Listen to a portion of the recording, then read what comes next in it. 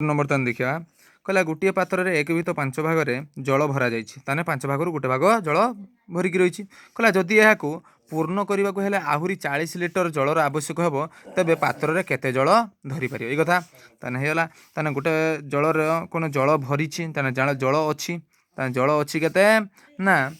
1/5 ताने टोटाल 5 भाग मोट जे 5 भाग कौच गोटे भाग जल अच्छी केते भाग गोटे भाग कदी कौच जदि यह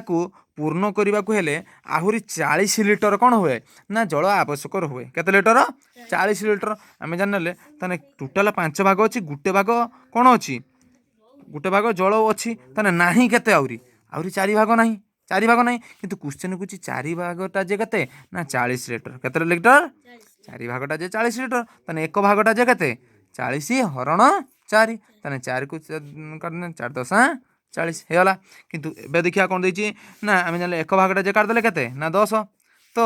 तेबे पात्र रे केते जल धरी पार पात्र रे माने मुठ मुठ जे केते 5 भाग ताने एक भागटा जे 40 सॉरी 10 तो 5 भागटा जे केते हबो 5 भाग शेष मान 5 गुणन 10 5 10 50 हो ताने 50 कौन ना लिटर ताने 50 लिटर जल धरी पार ताने 71 नंबर केते हबो ना 3 ऑप्शन नंबर हला।